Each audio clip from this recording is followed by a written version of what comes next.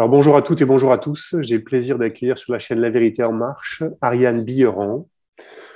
Beaucoup de gens la connaissent déjà, parmi les individus qui sont dans, entre guillemets, la résistance à cette crise sanitaire.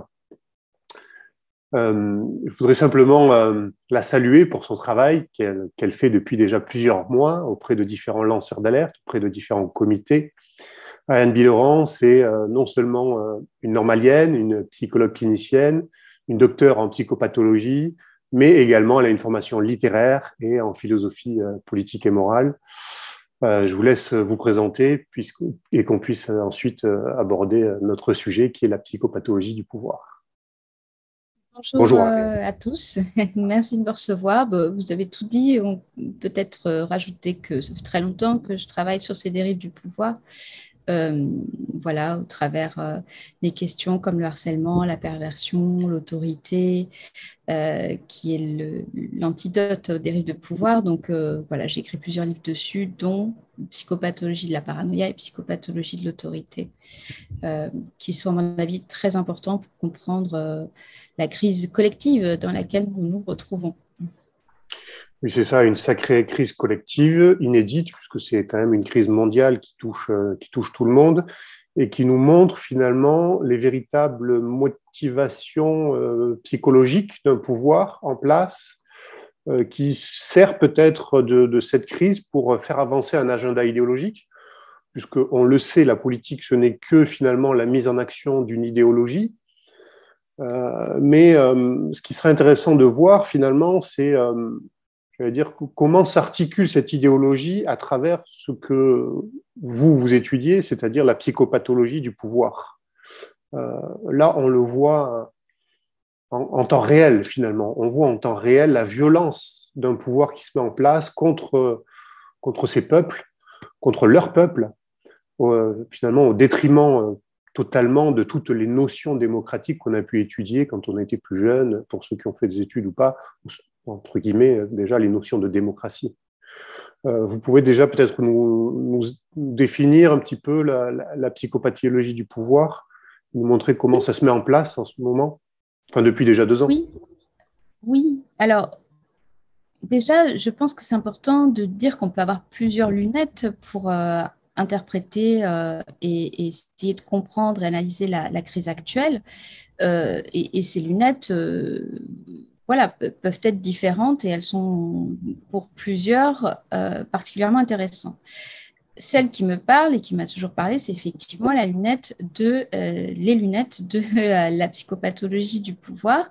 Alors, la psychopathologie, pour essayer de les résumer, c'est l'étude des troubles mentaux. On va résumer ça comme ça. Psyché en grec ancien veut dire maladie, veut dire âme, pathos veut dire maladie. Donc, la psychopathologie, c'est la spécialité de la psychologie qui essaye de comprendre, d'expliquer les mécanismes des troubles psychiques pour diagnostiquer au mieux et aider au mieux les individus. Voilà, donc il y a cette dimension de compréhension de processus, c'est-à-dire comment ça marche. Alors, le comment ça marche dans cette spécialité de la psychologie, qui rejoint aussi un petit peu la psychologie clinique, c'est justement d'allier la recherche conceptuelle et la recherche clinique. Mais dans le clinique, c'est au sens propre presque d'Hippocrate, c'est qu'on va être au chevet du patient en considérant que rien d'humain ne nous est étranger et que si on analyse ne serait-ce que un seul, ce qu'on appelle des cas cliniques, on peut quand même dérouler une certaine compréhension des subtilités, des mécanismes psychiques, également pour d'autres individus. Bien sûr. Donc, concernant le pouvoir, donc on est vraiment à l'opposé des logiques quantitatives actuelles, qui sont aussi, qui font le lit du totalitarisme. On est vraiment sur la compréhension fine des mécanismes et qui n'est pas toujours évidente. Concernant le pouvoir, bien évidemment, cela comprend l'analyse des dérives du pouvoir. Qu'est-ce qui se passe dans le rapport du psychisme individuel ou collectif, parce qu'on peut considérer qu'il y a des phénomènes de groupe, phénomènes psychiques de groupe, par rapport au pouvoir. Alors, personnellement, ayant aussi donc une formation de philosophie morale et politique, je considère que le pouvoir est une nécessité. Par contre, il est plus ou moins bien exercé.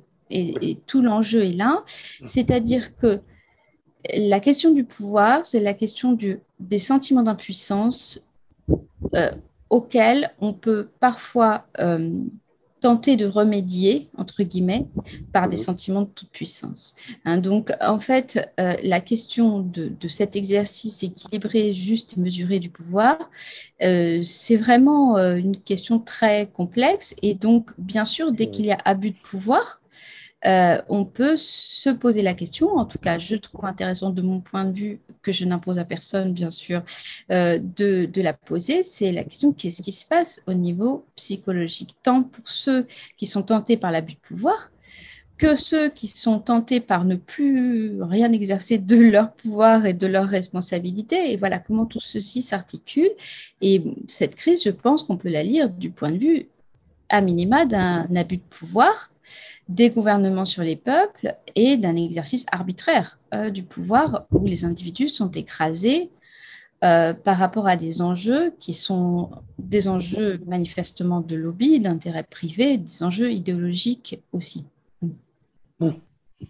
Je pense que ça a toujours été comme ça finalement, mais que on ne le voyait pas, c'était plus sous-jacent.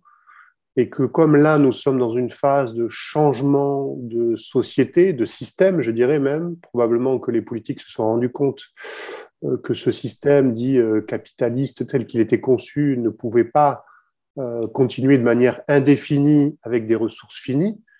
Et donc, ils ont décidé, ou ils décident de manière collective, euh, de changer finalement, de prendre un virage sociétal important. Et ce virage, il a été notamment expliqué par Klaus Schwab, c'est le président du Forum économique mondial. Euh, et son objectif, clairement, c'est une quatrième révolution industrielle. Alors, eux, ils disent effectivement qu'ils utilisent cette crise pour accélérer ça. Bon, de toute façon, ils ne diront pas qu'ils ont créé la crise pour accélérer leur agenda, ce qui est logique, ou qu'ils l'ont même instrumentalisé. Mais finalement, j'ai envie de dire, c'est un peu quand même toujours les mêmes mécanismes qui se déroulent à chaque guerre qu'on a pu vivre au cours de l'histoire. Celle-ci en est une autre, sous une autre forme, non?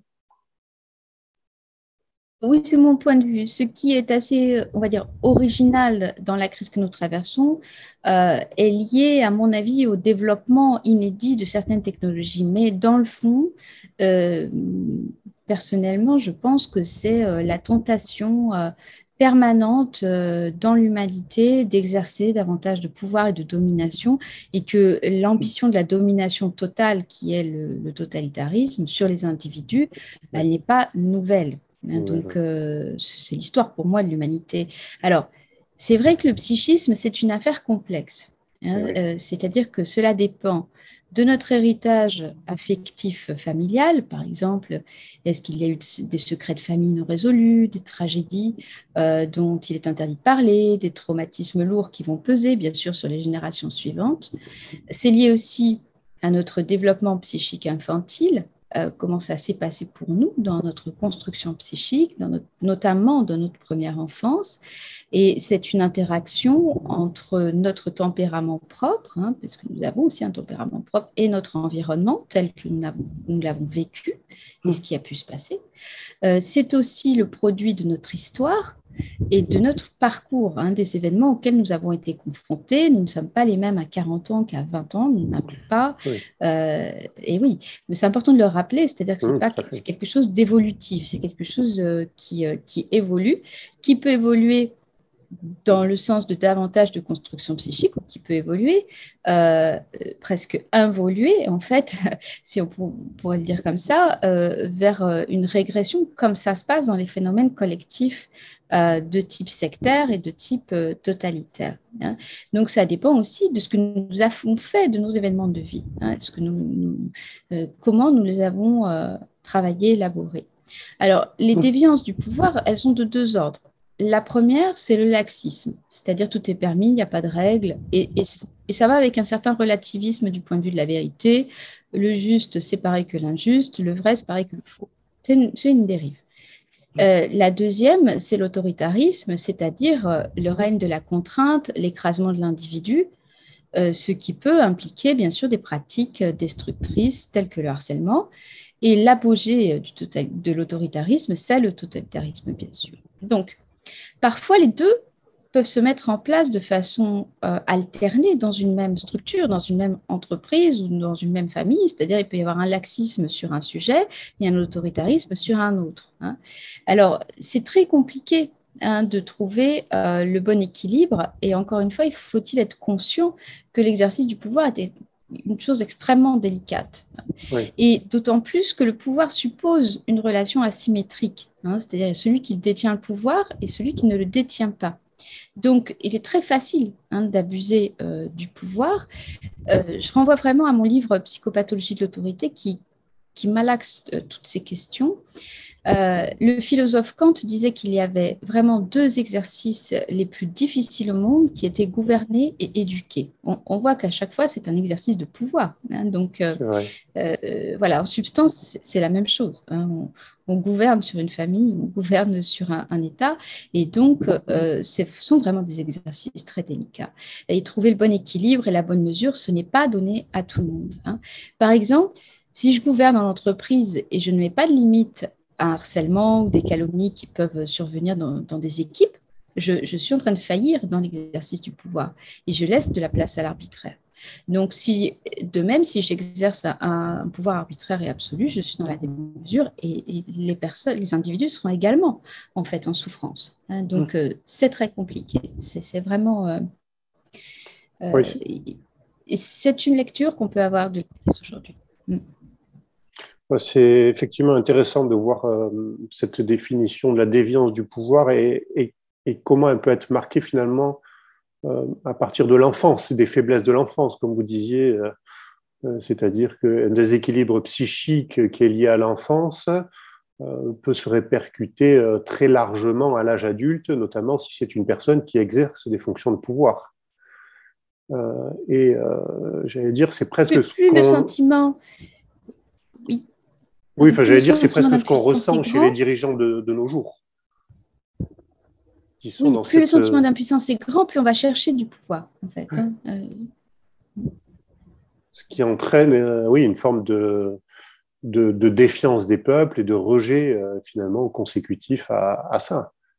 La personne qui est dans cette démarche totalitaire, elle veut imposer des choses, finalement, mais ça ne marche pas aussi bien qu'elle veut, et donc elle en impose encore plus. Et ça crée finalement des phénomènes de résistance dans la société très puissants, comme on peut le voir à l'heure actuelle. Est-ce que vous pouvez peut-être nous dire, pour revenir un petit peu à ce qu'on avait plus ou moins préparé, quel est le rapport entre la perversion psychologique et le sentiment de toute puissance?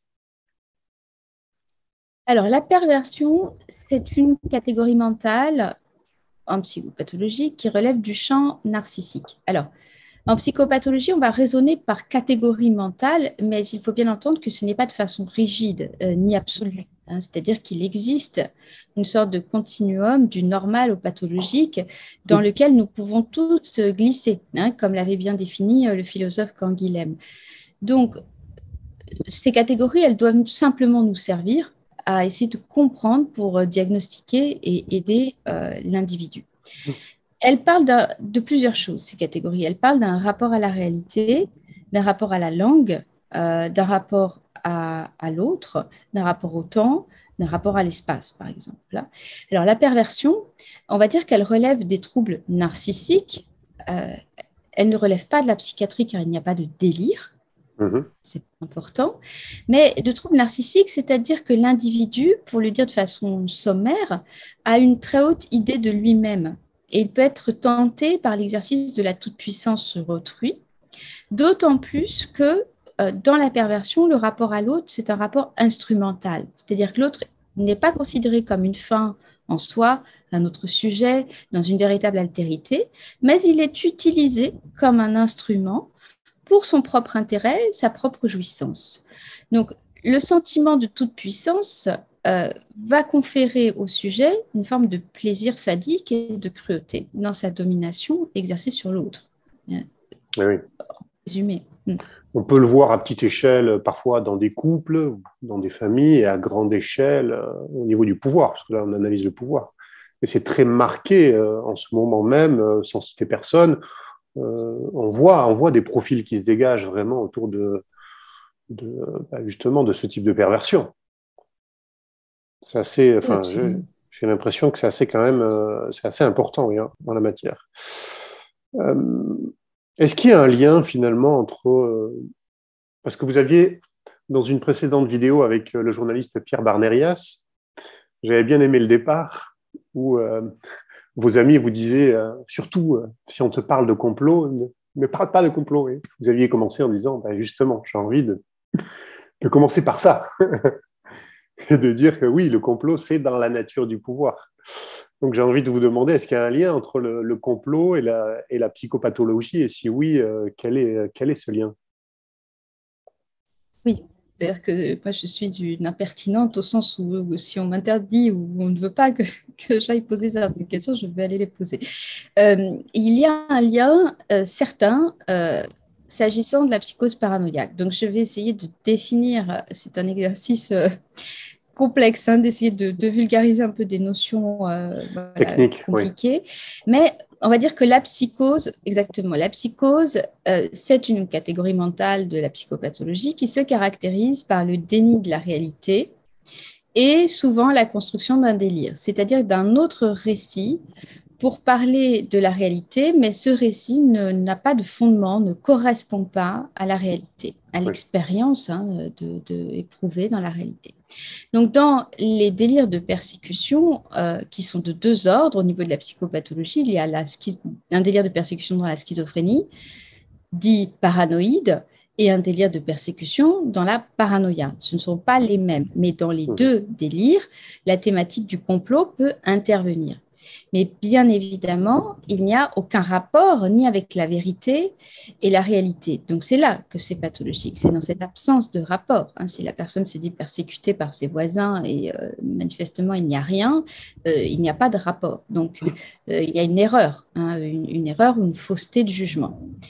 Dans la paranoïa, on va parler d'une folie systématisée ou d'une folie résonante, c'est-à-dire que c'est un récit qui a l'apparence de la raison, mais ce n'est pas la raison.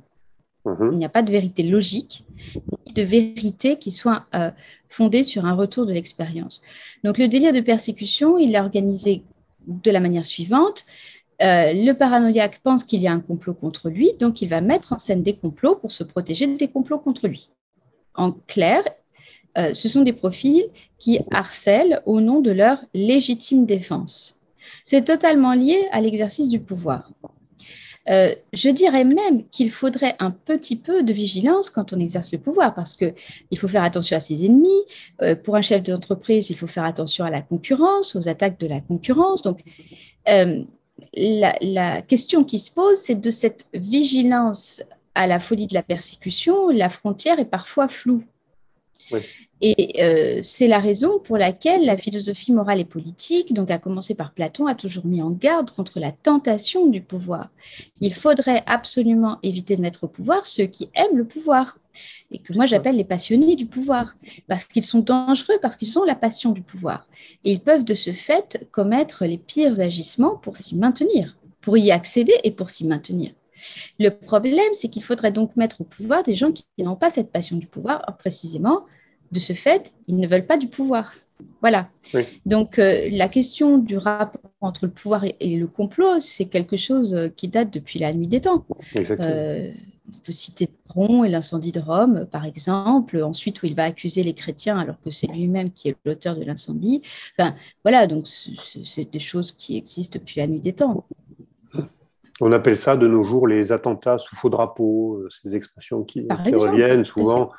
En fait, on a l'impression que c'est un pays qui attaque un autre, alors que c'est une équipe de renseignement de notre pays qui a fait passer ça finalement pour une fausse attaque. Enfin, on se comprend.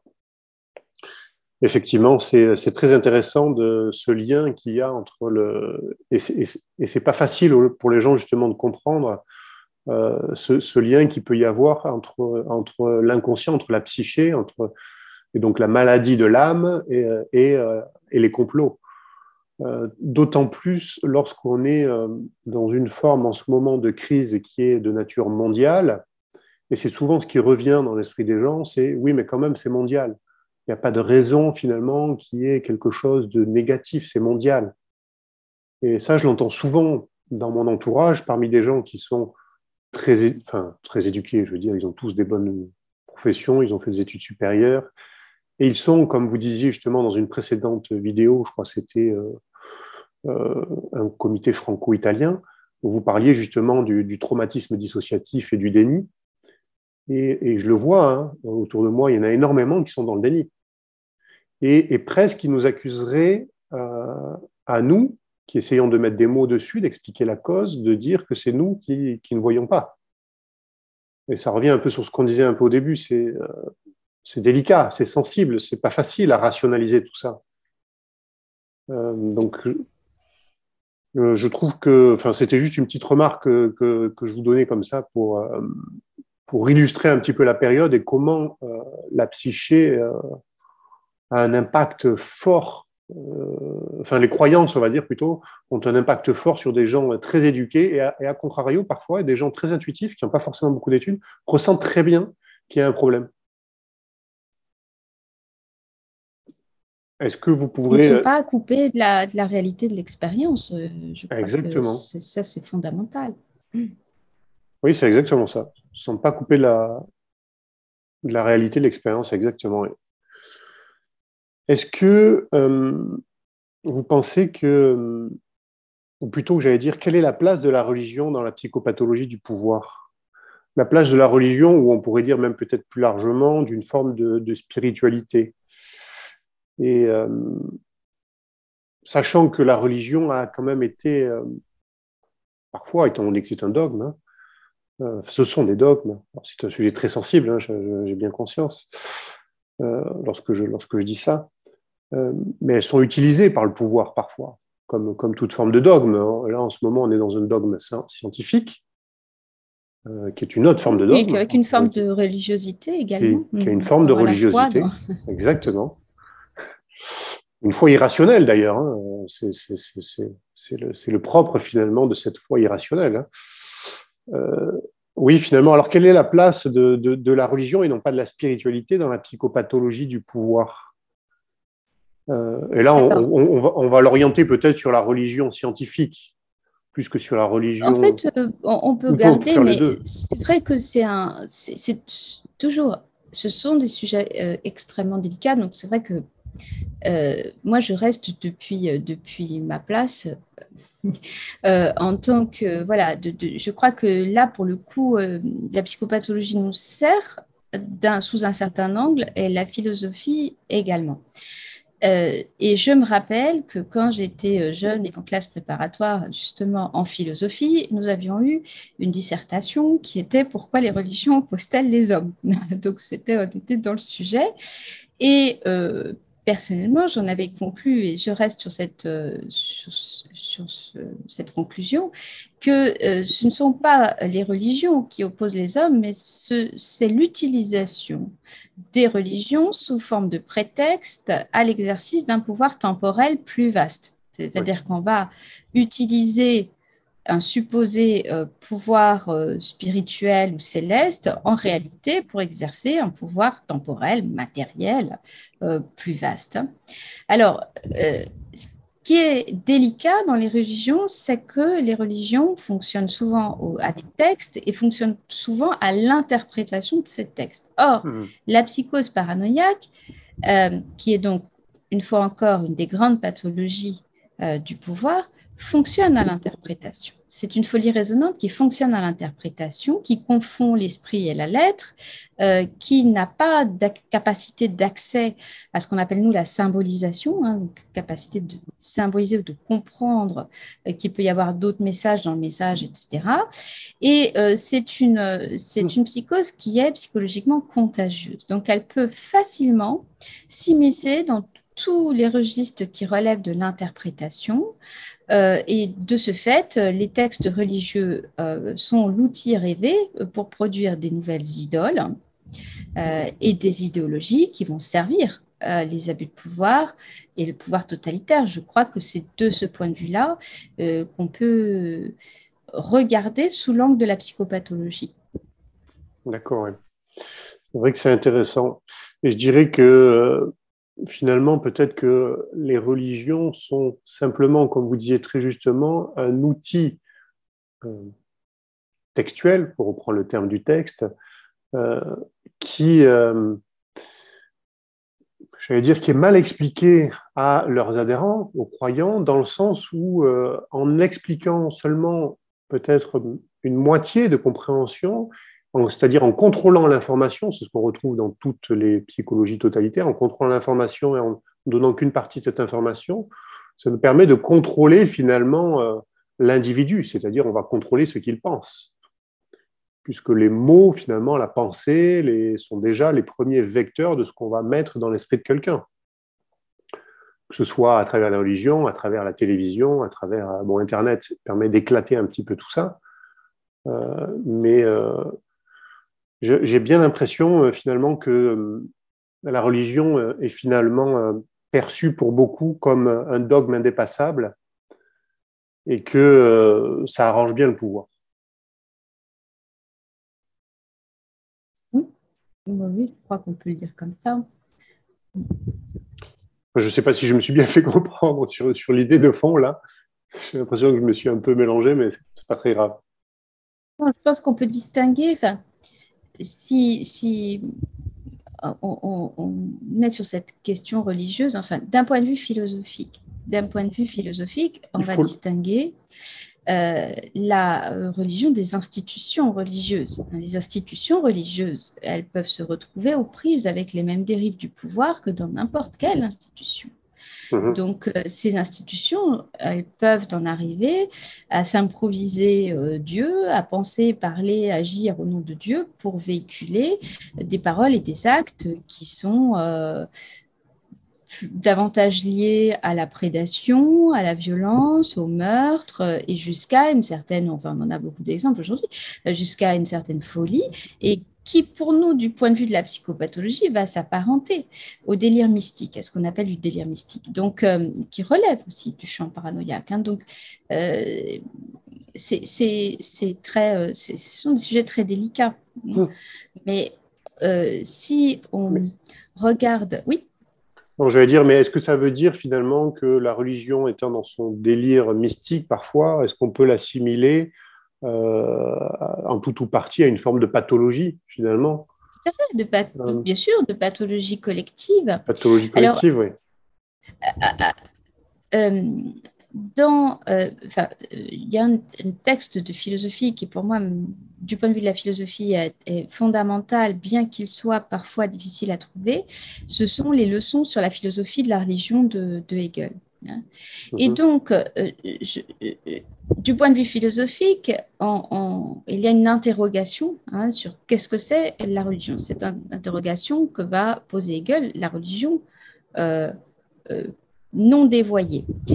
Il va la définir de cette façon, il va dire la religion est l'esprit conscient de son essence, l'esprit fini en se déterminant comme fini, se détermine comme infini en face de l'esprit avec un grand E. Ça veut dire que l'esprit, il rajoute, il dit, je vais expliquer, l'esprit fini fait de l'esprit infini son objet et le sait son essence. Ça veut dire que, par définition, la religion, c'est un rapport transcendant de nous en tant qu'êtres qui nous savons finis, contrairement aux passionnés du pouvoir qui sont toujours dans un infini ou une recherche d'infini, que ce soit une infinie d'immortalité. Il y a toujours ce rapport de se croire infini, mais dans la notion philosophique de religion, c'est la question de notre acceptation de finitude, mais néanmoins, nous avons l'idée d'un infini que nous ne sommes pas.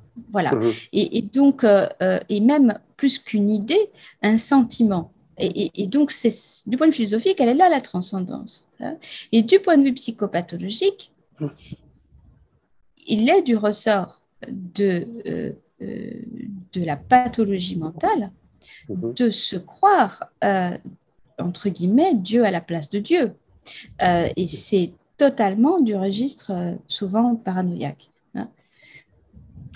Et finalement, on est dans une ère, une période, Carl Gustav Jung l'analyse, en disant que lorsqu'il y a eu la phase de déchristianisation de la France, il l'analyse notamment dans son livre Hayon, et il parle après du règne de la technologie et du matérialisme, qu'il assimile à un règne luciférien dans le sens symbolique, finalement, non pas dans le sens d'un démon, comme certains pourraient l'entendre. Est-ce que finalement on est au bout du bout de ce règne, et que ceux qui sont finalement dans les règnes du pouvoir, ceux qui tirent les ficelles, que ce soit des individus qui sont à la tête du pouvoir ou des individus qui appartiennent à des think tanks et qui mettent en place les idées qui amènent le pouvoir à prendre des décisions, est-ce qu'eux ne sont pas finalement animés par cette dimension anti-spirituelle, anti-transcendantale, et justement purement immanente, donc purement horizontale, donc on pourrait dire purement luciférienne, si on reprend le terme religieux, et c'est ce qui conduirait finalement à la psychopathologie, non?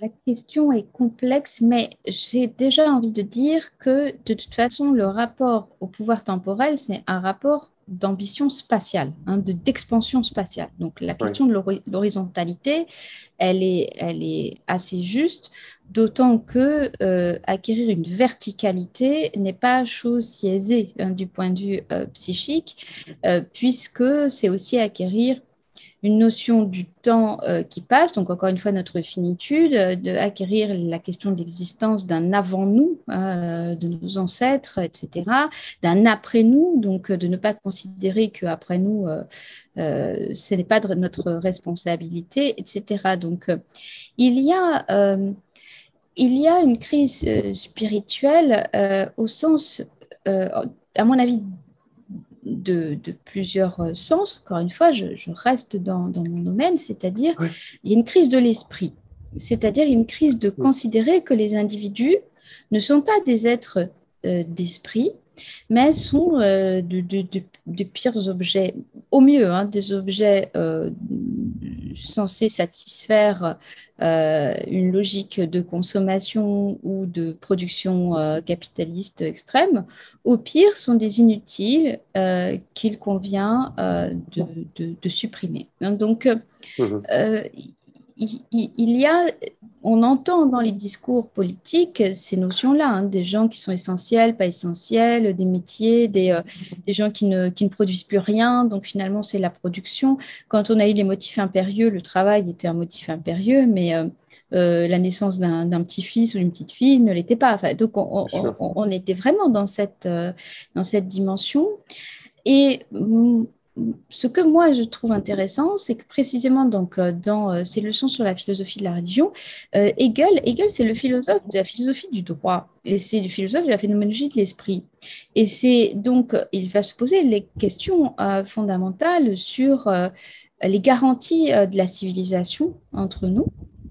Et de ce fait, à un moment donné, il va avoir ce constat dans la philosophie du droit, il va avoir ce constat que notre liberté se construit dans notre rapport intime, c'est-à-dire dans notre rapport intime à cette transcendance. C'est-à-dire que si nous n'avons pas ça, si nous sommes dépossédés de cela, en réalité, tout ce qui est liberté apparente n'en est pas. Donc, c'est une première chose, et que c'est constitutif du droit. Donc, on voit bien qu'il y a un rapport transcendant, il y a un rapport sacré, à la fois sur l'individu, sur le droit.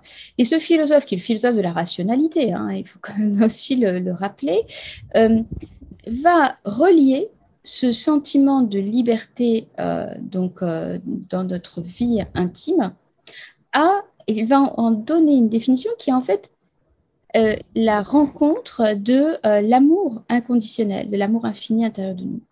Et donc ça, je pense que c'est très intéressant parce que c'est le fondement de la charité. Moi, j'insiste beaucoup sur la charité et pas sur la solidarité.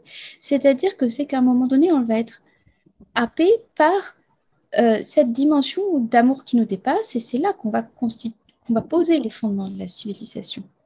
C'est-à-dire que même si moi je suis en danger, je vais aller aider l'autre, je vais lui porter assistance, je vais lui porter secours. Hein. Et j'avais cité Saint François d'Assise précisément, donc pour son action avec les lépreux.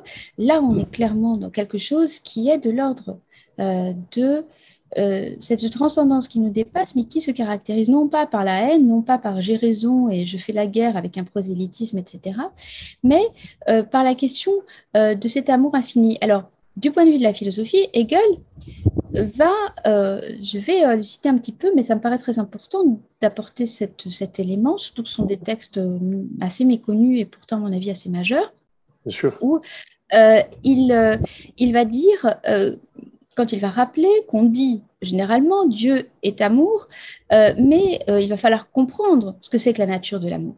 Hein. Et donc, il va essayer de définir l'amour, et il va le définir ainsi, je le cite, avoir conscience, avoir le sentiment de cette identité d'être hors de moi-même et dans l'autre, voilà l'amour. Ma conscience n'est pas en moi, mais dans l'autre. Cet autre avec lequel seul j'ai ma satisfaction et la paix avec moi-même. Et c'est donc la paix qui se rencontre dans un rapport à l'autre. Et il va dire qu'à ce moment-là, on va acquérir un sentiment d'unité. Et je le cite encore, voilà l'amour, et ce sont de vaines paroles si l'on parle de l'amour sans savoir qu'il est tout à la fois la différenciation, c'est-à-dire nous sommes différents, et le dépassement de cette différence. Donc, ce n'est pas, on est vraiment aux antipodes d'une logique qui voudrait que l'autre soit identique à moi, soit le même que moi. Et ça, c'est la logique totalitaire, qui pense les mêmes choses que moi, qui croit la même chose que moi, etc. Oui. Et donc, je trouve intéressant, et je pense que là, avec en tout cas l'apport de ces définitions, on peut dépasser un certain nombre de clivages. Oui, d'ailleurs, on voit bien dans cette période, cette logique totalitaire qui essaie de se mettre en place en essayant d'uniformiser finalement les comportements à travers notamment la technologie. Alors que, comme dit l'adage, l'expression, la richesse est dans la diversité.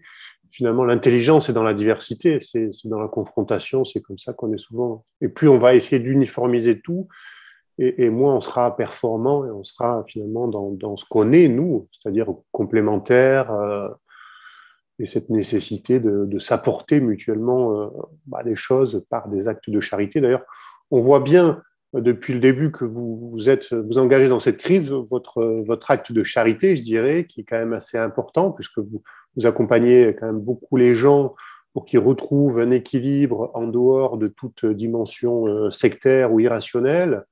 Et vous essayez donc de leur amener des éléments de compréhension sur ce qui est en train de se dérouler d'un point de vue psychique, ce qui n'est pas toujours facile à comprendre. Et ne serait-ce que pour ça, merci beaucoup, parce que c'est quand même très important, vraiment, le travail que vous faites. Et je pense que indirectement, vous êtes récompensé, vous êtes à la bonne place, je dirais, qui récompense vos 20 ans de recherche là-dedans, dans ce moment assez historique qui font que il y a beaucoup de gens qui en ont besoin de poser des mots là-dessus.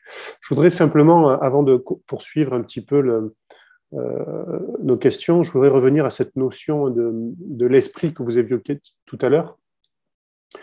Est-ce que finalement, la notion de psychopathologie qui se met en place dans le pouvoir n'est pas liée à cette notion de mauvaise compréhension ou peut-être de déformation de ce qu'est l'esprit avec un grand E, qui, pour les Grecs, socratiques, présocratiques, était appelé ça comme une âme, en fait, immatérielle et immortelle.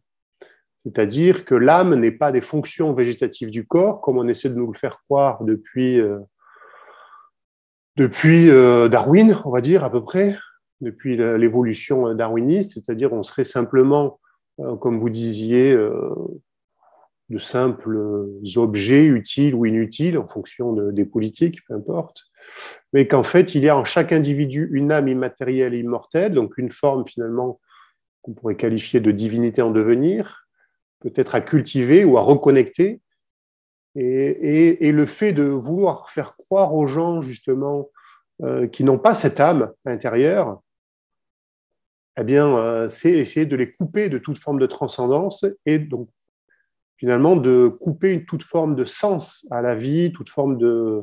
Bon, peut-être pas couper toute forme de sens, mais couper finalement toute forme de compréhension de ce qu'ils sont au plus profond d'eux-mêmes. Alors, au Est-ce que niveau de c'est la clair pour vous? philosophie, Oui, oui, oui.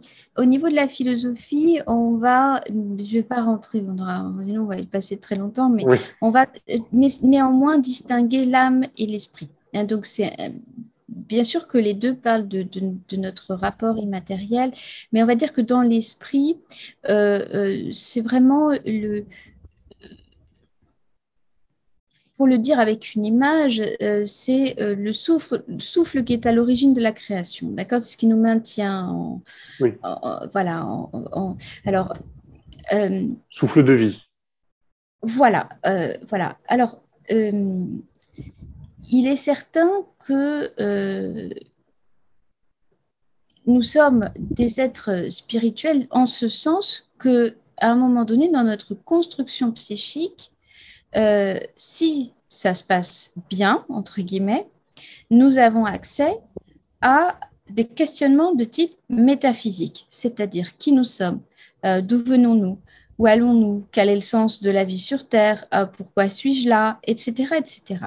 Tout à fait. Ces questions métaphysiques interviennent à un moment donné du développement psychologique assez abouti, hein, c'est-à-dire, on va dire qu'en général, vers 5, 6, 7 ans, on va dire par là, il y a pour l'enfant le surgissement de questions métaphysiques qui sont aussi liées à justement l'acceptation de sa finitude et à un commencement de prise de conscience de notre caractère mortel. C'est-à-dire que nous sommes mortels, nous sommes des êtres mortels, nous mourrons. Et donc, c'est un petit peu le sens que philosophie, c'est apprendre à mourir, c'est-à-dire en fait, c'est apprendre déjà que nous allons mourir, parce qu'il peut y avoir une négation de ce fait pour de nombreux individus. Donc, si nous savons que nous allons mourir et que nous en avons pleinement conscience, alors nous avons la responsabilité de savoir qu'allons-nous faire du temps de vie qui nous est donné. Hein, c'était les stoïciens qui disaient que finalement, il fallait plutôt que d'avoir peur de la mort, avoir peur de ne pas bien employer son temps de vie. Donc, ça me paraît essentiel. Donc, il faut savoir que du point de vue de certaines pathologies des troubles narcissiques qu'on a pu citer, notamment la perversion et la paranoïa, qui sont des pathologies de troubles narcissiques, l'accès à ces questionnements métaphysiques n'est pas construit. C'est-à-dire que, en fait, la religiosité ou la religion est conçue sous l'angle de l'idolâtrie, hein, c'est-à-dire qu'on met en place des idoles sous forme humaine et pas du tout sur le plan de cet infini dont on en a l'idée, mais quelque part qu'on ne peut pas se représenter. Et donc, c'est en ce sens hein, que notre histoire occidentale, elle parle de ça. Quand elle parle de Pharaon et de Moïse, elle parle de ça. Elle parle de l'esclavage sur les corps et une biopolitique de Pharaon et une politique qui est une politique de l'idolâtrie. Je dis ça parce que dans certains pays, il y a maintenant les tables le décalogue de la pandémie. Donc, on voit bien il y a un remplacement total d'une dimension symbolique, c'est-à-dire, en fait, qu'est-ce qui construit le fondement de la civilisation? C'est certains interdits fondamentaux. Et ces interdits fondamentaux sont aussi un rapport métaphysique à l'autre, hein, parce que l'autre est un individu sacré qui va aussi mourir, mais je ne peux pas lui ôter la vie, parce que je suis un être fini. Et il a aussi à construire son temps de vie, etc. Donc, tout ceci, normalement, faisait partie des valeurs qui structuraient nos sociétés du monde occidental, de nos racines. Et c'est une certaine conception de civilisation auquel ces profils passionnés du pouvoir n'ont pas accès. Tout simplement parce que eux-mêmes, on parlait de la vie intime, n'ont pas accès. Il y a une sorte de vide vide intérieur qui est comblé par cet attrait du pouvoir. Et ce vide intérieur est une forme de désespérance. Donc, donc il faut aller absolument saisir, prendre possession, enfin avoir l'illusion de prendre possession de l'intime d'autrui, voilà, pour tenter de combler ce vide. Mais en réalité, c'est totalement voué à l'échec, bien sûr. Oui, c'est très intéressant, effectivement, c'est une clé importante là que vous donnez, justement, ce rapport intérieur à la transcendance qui n'existe plus ou pas chez les personnes qui mettent en place ces politiques dites totalitaires, finalement, et donc qui sont animées indirectement par cette psychopathologie. Et on a l'impression effectivement de le voir chez beaucoup de dirigeants à l'heure actuelle, puisque c'est quand même, ça semble être une opération coordonnée. Donc c'est pas très difficile de voir lesquels sont plutôt dans cet état psychique-là, je dirais. Est-ce que derrière toute cette crise, n'y a-t-il pas une dimension crise sanitaire, bien sûr, hein. Est-ce que derrière cette crise sanitaire, il n'y a pas une dimension messianique? Et si je pose cette question, c'est parce qu'il y a déjà eu plusieurs références dites eschatologiques par différentes personnes, dont le président français, qui a parlé dans une interview au Financial Times, ça a beaucoup marqué les esprits et certains que la bête de l'événement était là, qui a dit dans une autre interview avant d'être élu qu'il était en mission, qu'il y avait une dimension spirituelle dans ce qu'il vivait, mais finalement, dimension spirituelle, pas comme on vient de la définir juste avant, parce que visiblement, je dirais plutôt une dimension anti-spirituelle, mais après, peut-être que je me trompe. Est-ce que finalement, à travers, et même la référence au dieu grec, Jupiter, au dieu romain, pardon, Jupiter, qui était Zeus, qui est le dieu des dieux, qui est finalement d'abord la planète en elle-même, Jupiter, qui a été personnifiée à travers les âges par une statue qui représente donc finalement un état psychique, c'est-à-dire une forme de puissance, de domination. On se souvient de Jupiter avec son éclair à la main, celui qui a dominé finalement, qui essaie de dominer tout le monde, qui est au-dessus. Est-ce qu'il n'y a pas justement une dimension messianique derrière tous ces symboles qui sont décimés un peu depuis plusieurs temps dans la politique et à Alors, ouais. Oui. Je ne sais pas forcément répondre à toute la question, mais je vais apporter mes éléments de compréhension.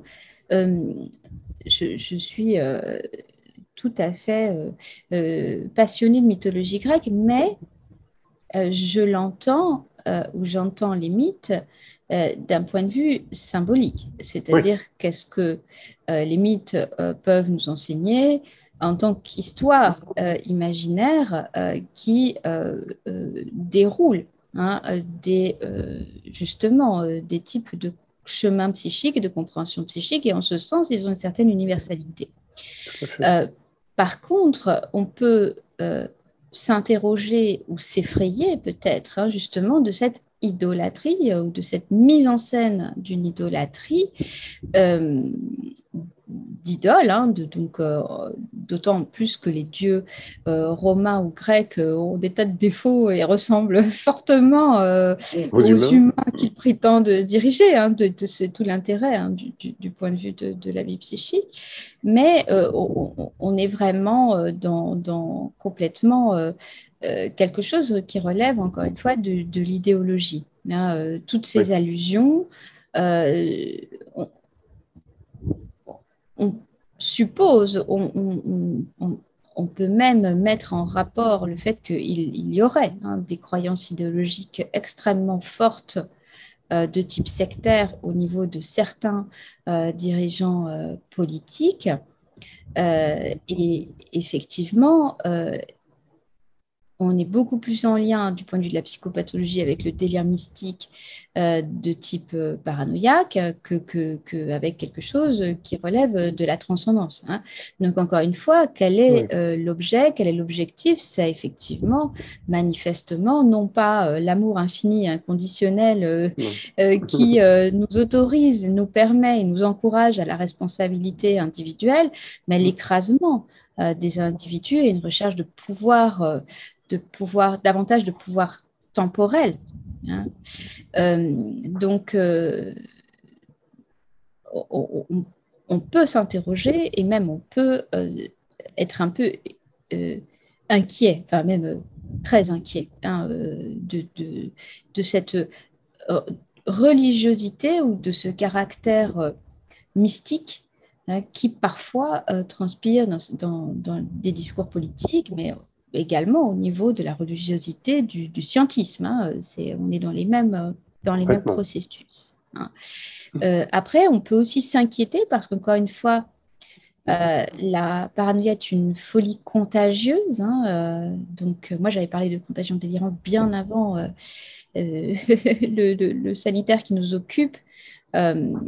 Et Hannah Arendt parlait du virus du totalitarisme. Hein. Donc, je pense que la contagiosité, elle est manifestement très forte à cet endroit. Qu'il y a aussi, pour beaucoup de personnes, l'attente d'un sauveur terrestre. Hein, c'est-à-dire Trump ou quelqu'un d'autre qui viendrait nous sauver. Et ceci relève encore de l'idolâtrie, c'est-à-dire qu'on cherche toujours un sauveur extérieur à nous, etc. Et puis en même temps, ça nous permet d'éviter un certain nombre de responsabilités d'être dans cette démarche. Et donc, c'est un petit peu la même chose parce qu'à la fin, il demeure, en tout cas en apparence confortable, de se réfugier derrière c'était les ordres ou c'était le protocole. Voilà. Et je vous invite à lire, peut-être que vous l'avez déjà lu, hein, mais le livre de Carl Gustav Jung qui s'appelle Aion, étude sur la phénoménologie du soi, qui est ici. Et aion, ça veut dire l'air en grec. Et dans ce livre, justement, il étudie, je vais dire, presque la période actuelle. Il étudie presque la période actuelle dans le sens où il étudie ce qu'on appelle le symbole de l'homme-dieu chrétien à travers la personne du Christ, avec son opposé et son opposant, qui serait donc l'antéchrist, c'est-à-dire l'imitateur. L'imitateur gonflé d'arrogance, de perversion, de division, etc., etc.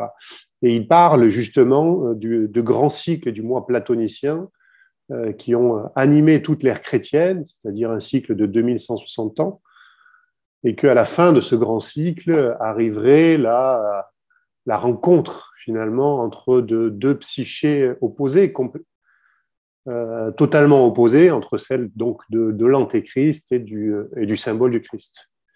C'est un livre qui est assez éclairant justement par rapport à votre discipline sur la période actuelle et sur le messianisme potentiel qu'on peut assimiler à ce qui est en train de se dérouler à l'heure actuelle.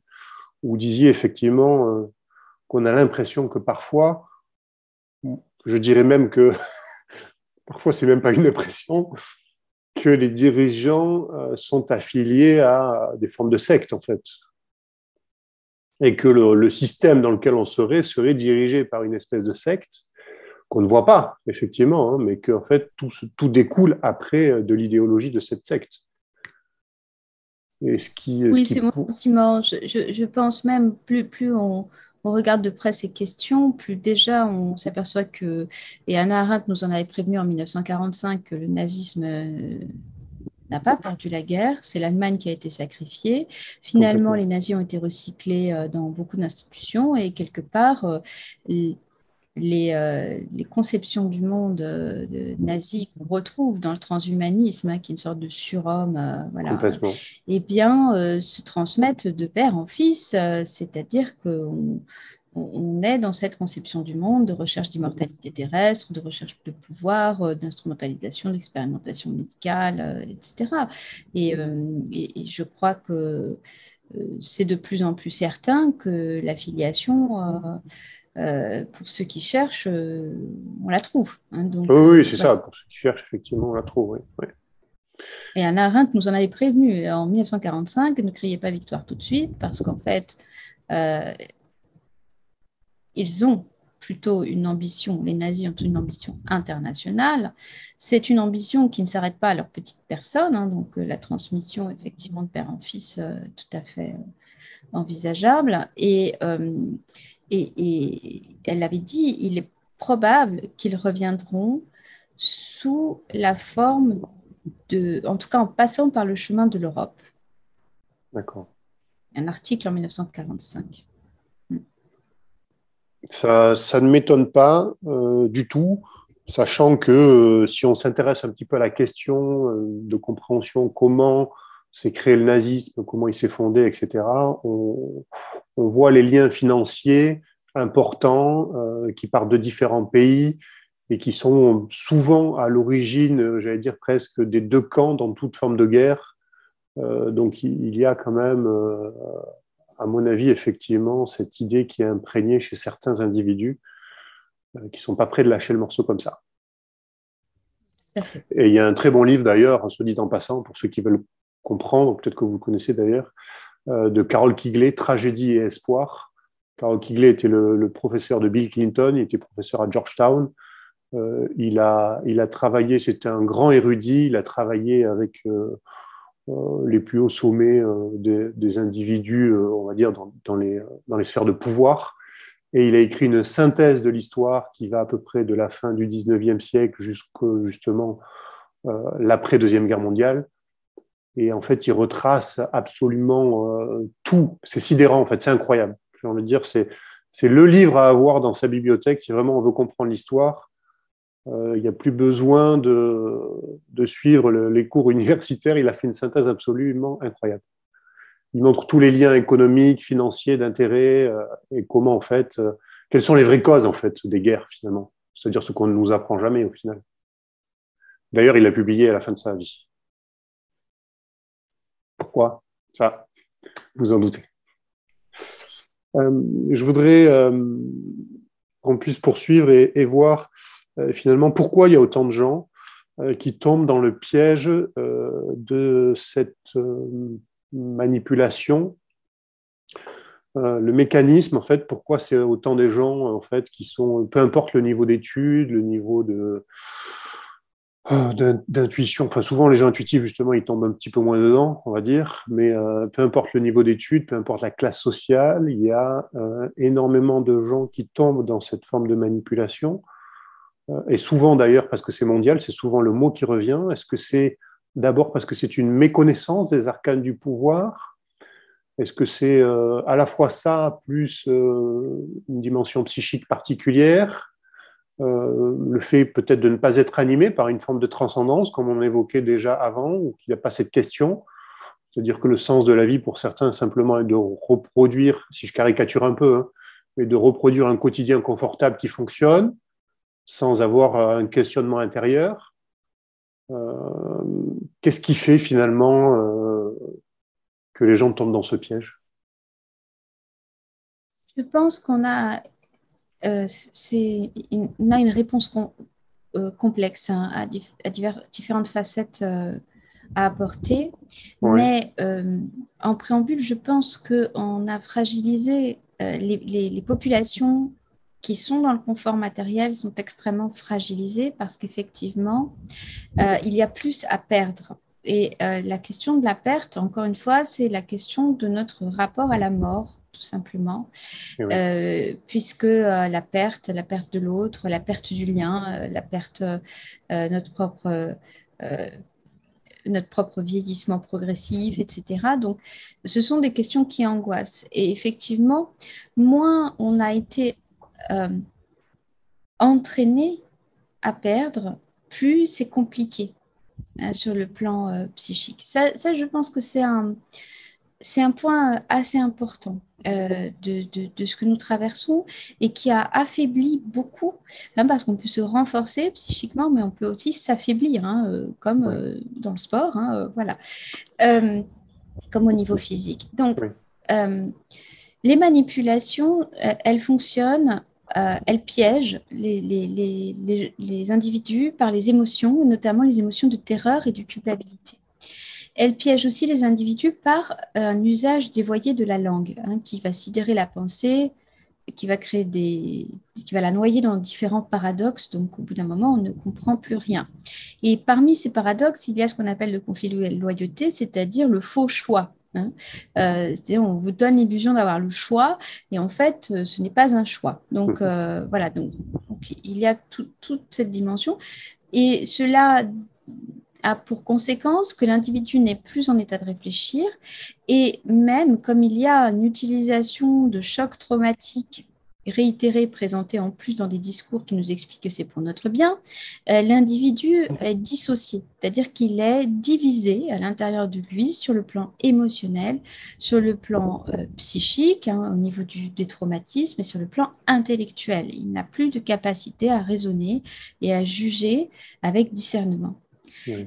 On constate tout simplement que déjà très peu de psychismes sont entraînés à résister à la violence psychique. Et ceci, on en a eu plusieurs expériences. Alors en psychologie sociale, l'expérience de Milgram est très connue, Oui. mais je renvoie donc nos auditeurs à d'autres expériences, par exemple comme une expérience qui est relatée dans un livre du philosophe Michel Terestchenko, un livre qui s'appelle Ainsi fragile vernis d'humanité, banalité du mal, banalité du bien. Et c'est l'expérience de la prison de Stanford. Et l'auteur, je vais le citer, il y parle d'un processus de dépossession de soi, de dépersonnalisation, de perte de son autonomie qui conduit à briser toute conscience de sa propre identité, de son moi intime, on revient encore là, mais aussi à l'embrigader dans une institution rationnellement organisée. Et dans cette expérience, en fait, on va donner le pouvoir sur de geôliers à des étudiants, sur d'autres étudiants prisonniers. On va voir que ça va complètement déraper. Et même le psychologue organisant l'expérience va déraper. Donc, c'est très. Et pourtant, il sait ce qu'il cherche. Voilà. Donc, euh, la conclusion de Terestchenko, c'est que lorsque l'individu est livré sans défense au pouvoir absolu d'une autorité supposée, qui ne comprend pas ce qui lui arrive, qui perd le sens des réalités, il va voir ses protections psychiques sauter.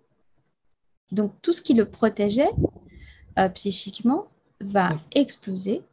Et donc, à minima, il va se réfugier dans l'obéissance en fonctionnant comme un automate. Oui. Parfois, il va se réfugier dans la perversion. La perversion, on va la résumer ainsi dans ces circonstances. C'est le sentiment qu'il est préférable d'exercer un petit pouvoir, même déviant, que de sombrer dans l'impuissance la plus totale. Et parfois, tout simplement, l'individu ne va pas pouvoir se maintenir au niveau psychique ni dans l'obéissance ni dans la perversion et va devenir fou. Voilà. Donc, la question de tomber dans le piège, c'est la question des résistances par rapport à la violence qui est exercée. Euh, et donc, c'est vrai que la compréhension aide, parce que si on a conscience qu'une violence est exercée contre nous, déjà, euh, on est un peu plus avancé, on va dire, hein, sur le chemin de la compréhension. Alors que si on pense que c'est pour notre bien que cette violence est exercée contre nous et qu'on ne met pas le nom de violence, le mot de violence sur cette dimension, déjà, c'est plus compliqué. Voilà. Mais certains n'en ont même pas conscience finalement de cette notion de violence, hein, ou du moins ils sont dans le déni, ils ne veulent pas la voir. Pour eux, voilà, c'est quelque chose d'exceptionnel, c'est normal ce qui se passe, malgré les incohérences. Est-ce qu'on peut dire finalement qu'ils se créent eux-mêmes un récit cohérent à partir d'informations qui sont elles-mêmes souvent très incohérentes? Je ne sais pas si le récit est si cohérent que ça. Par contre, je pense, c'est une réflexion que je me fais Ouais. et que des personnes aussi m'ont suggéré, que la proposition idéologique, par exemple, il y a un grand virus qui menace la survie de l'espèce humaine, qui est une proposition en fait sous-jacente à toutes les bien sûr, décisions, sinon on n'aurait pas pris des décisions comme ça. c'est ça. Eh bien, en fait, elle propose une sorte de, de film dans lequel des personnes, des individus qui étaient donc euh, frustrés au niveau de leur vie, qui n'étaient pas satisfaits de leur vie, vont enfin pouvoir jouer un rôle. Et enfin, il y a quelque chose qui se passe. Et enfin, on va sauver, dans tous les sens d'ailleurs, on va sauver en tant que héros de la, de la santé, ou on va sauver en tant que héros révolutionnaire, ou on va sauver, etc. C'est-à-dire qu'il y a une proposition de rôle qui Mhm. vient se substituer à l'insatisfaction chronique de nos existences et à la perte de sens. Et ça, je pense que c'est quelque chose qu'il est intéressant d'interroger parce que cela peut euh, faire en sorte que les individus cherchent à maintenir cette idéologie.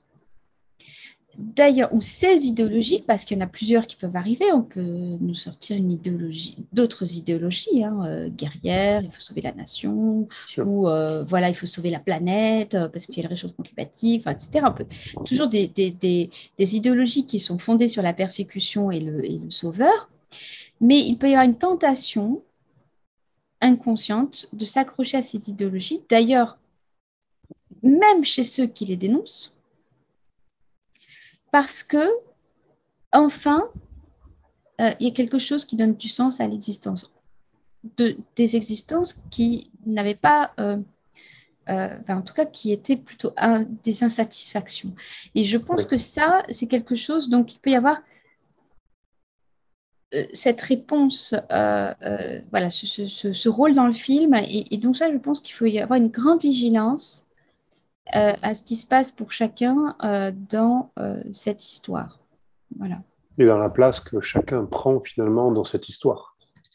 Et donc, utiliser cette crise pour repenser euh, le sens de nos existences. Et justement, remettre les questions métaphysiques au milieu, parce que sinon, il pourrait y avoir effectivement une tentation collective, inconsciente, de part et d'autre, y compris donc, dans ceux qui dénoncent, mais qui enfin ont un rôle, quoi, enfin sont reconnus, enfin, vous voyez, de tout ça, quoi. Oui, Et oui, bien bien sûr. de faire perdurer euh, ce qui se passe. Oui, donc là, on bascule dans une autre forme de perversion finalement. Oui, Donc d'une certaine oui. façon, oui. Comment Voilà. on pourrait dire, j'allais dire peut-être pour finir sur une bonne note, comment on pourrait conseiller à la fois peut-être à des parents ou à des individus de déjà de protéger leurs enfants, les protéger psychiquement finalement de ce qui est en train de se passer, c'est-à-dire comment leur donner deux, trois clés pour qu'ils puissent se préserver de, de schémas identiques, de schémas d'idéologie qui seraient agressifs comme ça dans notre quotidien.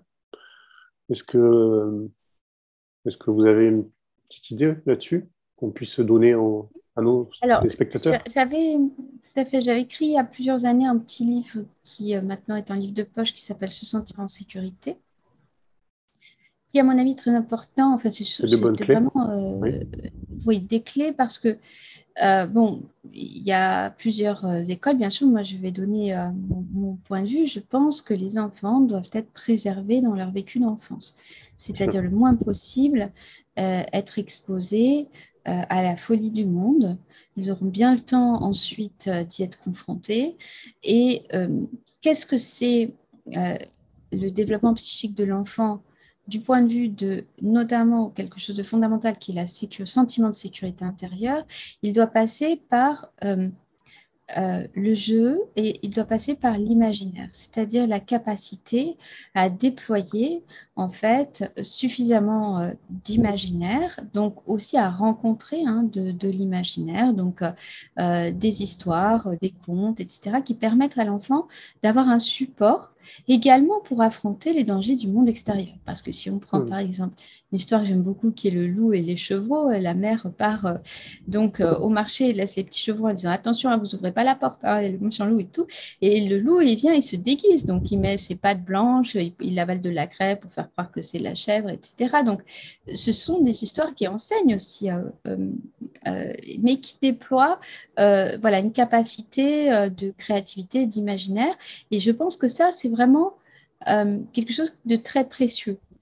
En tout cas, pour moi, on peut faire toutes les révolutions qu'on veut. Si on n'a pas fait cette révolution intérieure de retrouver notre capacité créatrice et cet univers d'imaginaire, qui est d'ailleurs la raison pour laquelle les systèmes totalitaires finissent toujours par persécuter la littérature et les arts en général, et quand même nous en avons eu des prémices dans le traitement infligé à la culture, ce sont des portes ouvertes en fait, des portes ouvertes vers justement l'idée de liberté, vers notre nature humaine, etc. Donc pour les enfants, je dirais il s'agit presque de leur permettre d'avoir des formes d'antidote à ce qui se passe aujourd'hui. Et ça peut aussi être, encore une fois, de donner d'autres types de racines de ce qui s'est passé avant dans le monde, de ce qui s'est passé à d'autres époques, voilà, parce que ça donne des points de comparaison. Et voilà, c'est un petit peu mais tenter au maximum de les préserver, ça, je pense que c'est fondamental. C'est fondamental, oui. Mais pour les adultes, est-ce qu'on pourrait dire qu'il faudrait qu'ils retrouvent leur âme d'enfant un peu? Je veux dire, se En un reconnecter à une certain forme de sens, oui. créativité, pareil, En une un forme certain sens, oui. de retour Et peut-être un peu à c'est la nature, oui. tout à fait. Et la nature, en ce sens qu'elle existe avant nous, elle existera après nous, quoi. Et donc, ça nous renvoie aussi à la question de la finitude et de ce que Kant appelait le sentiment du sublime. C'est-à-dire qu'on a le sentiment du sublime quand on va se retrouver face à un sentiment d'infini dans une nature qui nous dépasse. Donc, je pense que tout ceci, oui, c'est pareil pour les adultes. Personne ne prendra de bonnes décisions dans sa vie en étant en réaction par la peur à un pouvoir qui cherche à faire peur. Voilà. Donc, je crois que chercher à se stabiliser intérieurement et à éviter des émotions excessives que les stoïciens appelaient troubles de l'âme. Donc, il faut chercher à Oui, se c'est ça. stabiliser pour pouvoir reprendre un peu le pouvoir sur sa vie.